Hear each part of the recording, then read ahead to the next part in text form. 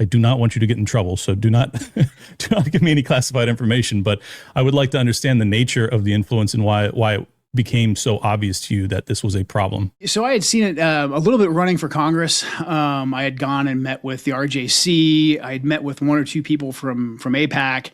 I think I had fairly conventional views on Israel leading up to last year and a half, where I thought, because from my personal experience in special forces and working in the CIA, working in the Middle East, I knew that Israel was a good intelligence partner. I knew that they have a very, very capable and impressive intelligence capability of their own. So from the perspective of a professional looking at their service, I respected them. But I did know that, our strategic goals did diverge at some point. And like any, partner that we have, they attempt to influence us as well as inform us because we have a very big wallet and we can be a very good partner. That was kind of my view with Israel. I never got RJC or AIPAC to give me really any money. AIPAC, I think, AIPAC donor gave me a little bit. But I now that I look back, I can kind of see why I never really sealed that deal as a candidate, because I always kind of had a nuanced answer about we are partners and we can work together, but we are separate countries and we have divergent interests at times, and we have to respect. They don't like hearing that part. Yeah, I didn't know how controversial that was when I was a lowly congressional candidate, just trying to make some donation money. Mr. Kent, you believe that we're two separate countries? What's wrong with you? Are you an anti-Semite? Yeah, apparently, yeah, exactly. Apparently, that's some radical stuff.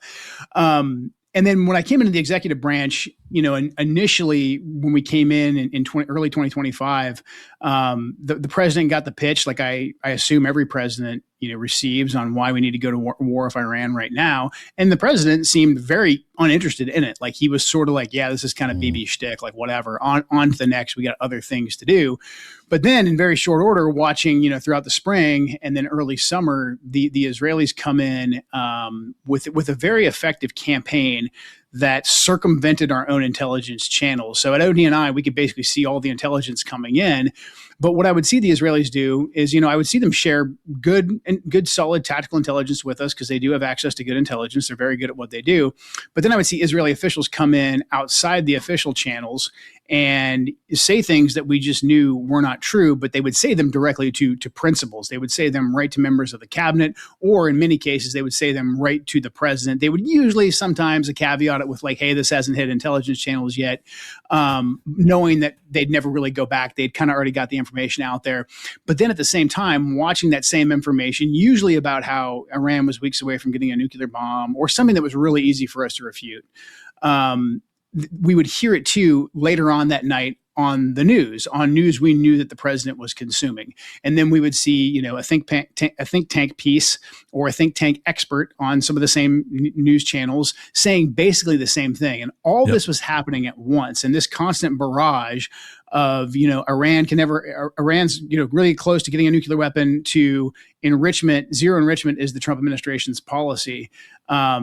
And seeing how quickly they did that and how much coordination they used to execute that, and then seeing the way that actually influenced the president, that's what shocked me, the most. Watching them actually in real time be able to change through either deception or coercion. That I don't know. Was it straight deception through just persistent messaging, or was there some form of coercion that took place? Watching that take place really shocked me. Great podcast. Clint is tight.